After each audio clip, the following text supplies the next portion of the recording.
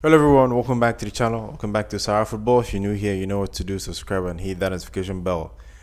The morning after the finals of the 2023 Africa Cup of Nations, everyone has been saying a lot. Nigerians have been saying a lot. Ivorians have been saying a lot. The whole Africa was against Nigeria. Apart from Nigerians, the whole African country, nations were against Nigeria. Last night was basically Nigeria against the world because everyone wanted Nigeria to lose and Ivory Coast to win. Well, it happened that way. Granted them their wish. Ivory Coast won that game, but there's some things I saw that added to the defeat, Nigeria defeat in that game, because there's some things that should have been changed or should have been done in the process of the game that could have made the outcome very, very different. And in this video, we're going to talk about that. So if you haven't subscribed, please do that right now and hit that notification bell. Now, starting from the game, I saw that Samuel Chukwueze started. I was like, oh, why not start Moses Simon? Moses Simon has been instrumental in Nigeria's journey from the group stages to the final. Why not start Moses Simon?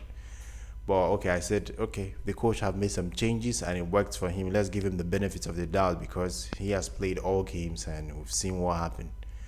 And it actually paid off. Nigeria got the first goal in the first half. I was like, okay, now you got the first goal. Now don't sit back anymore. Attack, press. At least if you're not attacking, press, because if you sit back, it gives Ivory Coast the confidence to actually get back into the game. And if you give them that chance, it's possible that they will get back into the game because the fans, 90% of the people in the stadium last night, we are supporting Ivory Coast. Even if they are not playing well, the fact that the fans are supporting them with their numbers is going to give them the momentum. In fact, it's going to create an atmosphere where you've been making mistakes and eventually they get back into the game. So why sit back after getting the goal? Attack, press. But if you have the attacking mentality, you can actually win the game. But Jose Pesero decided to sit back. The wing backs, when you play three at the back, the wing backs are supposed to attack and get the better of the wingers who are actually coming out to attack you. The wingers will overlap and actually cross the ball into the box and work with the attackers, the strikers, to create chances. But Osimhen barely had a sniff at goal last night because the wing backs were playing deep. That wasn't their job. Their job is to come back and attack in defense, and when there's an attack, to push forward.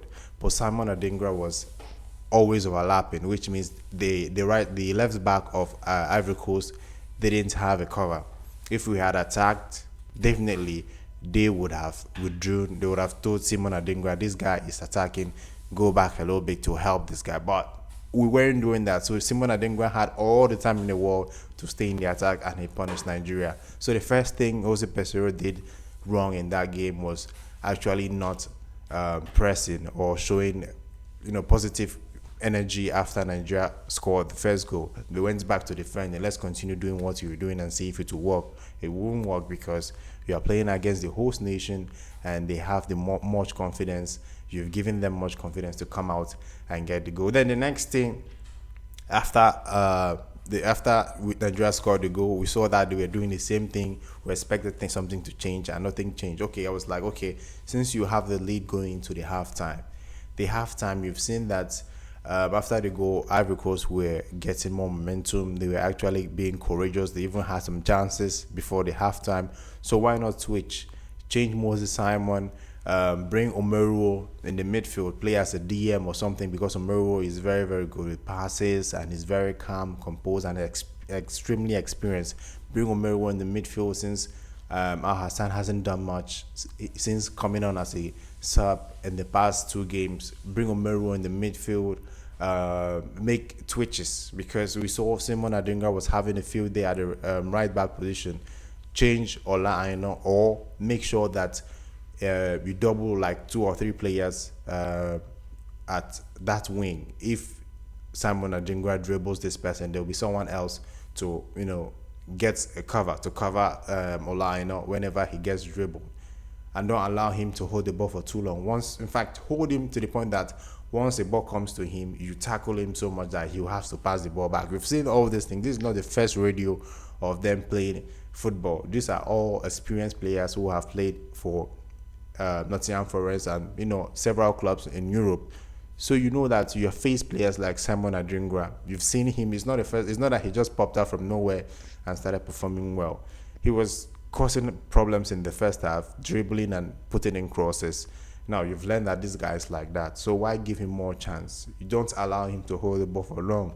Jose Pesero saw this and decided to continue that way. It was bound to happen. If you see a crack, something that will actually is in danger to your lead or your performance or the structure of your team, you change it. That is how coaches work. But this has been working for us. There's no need to change it. But he has already broken that rule by putting Samuel Chukwueze instead of Moses Simon. So why not further break the rule by removing Ola Aina or making a defensive twitch in that right back position? He did not. That is one of the reasons Nigeria lost that game. Then, talking about the midfield, Nigeria almost won the AFCON without a stable midfield. Just imagine, Nigeria actually tried to win the AFCON. They got to the finals and almost won the AFCON without a good midfield because Franco Onyeka can't do the job alone. That's why I told everyone that if Wilfred Ndidi was actually fit for this game, I was 100% sure Nigeria was going to win this final. But that midfield, Ivory Coast had more experience, better and composed midfielders than Nigeria, and that is why they won this game. The midfield were tireless. They played very well.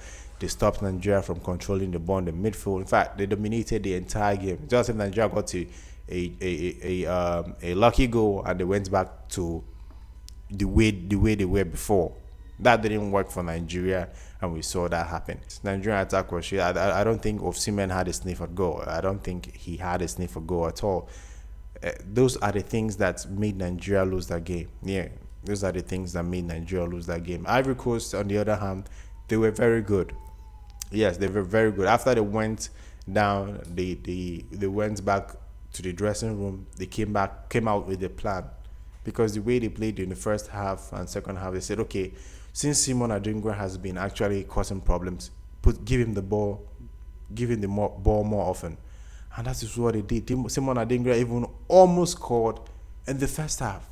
That is the cue to tell you that this guy is dangerous. If you give him more chance, he's going to cause problems. That is when you decide to make change. See, this guy, go there, block there, or if you are still deciding to keep the player there like Olaino, tell him that don't let this player get the ball. Hold this guy very well. You understand what I mean? Don't let him hold the ball for long. Don't let him have chance to dribble or take a cross. Once the ball comes, go there and pressure him and make sure that he releases the ball, or don't allow him to turn and make dribbles or cross the ball into the box. But that didn't happen. So I feel it was poor in-game management from Jose Pesero. Yeah, the Samuel Chukwueze did not make any impact in the game. I can't count how many times he touched the ball. That tells you that what Jose Pesero did, that change didn't make any sense. After you got the goal, you saw that, okay, this guy is not performing very well. Halftime, change him immediately and tweak everything, because you knew it's as if everyone knew that Ivory Coast were going to score. The way Nigeria were playing yesterday, everyone knew that Ivory Coast were going to score because of the way they were performing after they scored the goal. Yes, everyone knew. Ivory Coast deserved the win, considering the fact they were very, very horrible in the group stages. It's been a fairy tale. The coach should be proud of themselves. The coach should be proud of himself, and the players should be proud of themselves, because they did very well and they came up to put in impressive performance for the fans. The fans were actually brilliant for them. They played very well and deserved the win. Nigeria, they have much to learn. Jose Pesero, he has a lot to learn, because with the talents Nigeria have in attack, and you can't make use of the attack in that final. You went to sleep on the most important day. It's not good enough, and I think something has to be changed. Something has to be done in terms of that, reading the game and everything. But overall, Ivory Coast played very well. They deserved the win, and those are the things I felt I should talk about the game yesterday. Yes, Ivory Coast deserved the win, and I feel that it was a very, very tremendous tournament. AFCON, this is one of the, if not the best AFCON I've experienced in my lifetime. This is one of the best AFCON I've seen, and I'm hoping for the next one next year. Thanks for watching, guys. I hope you did enjoy that. If you did, please subscribe and hit that notification bell. Till next time, guys. Goodbye.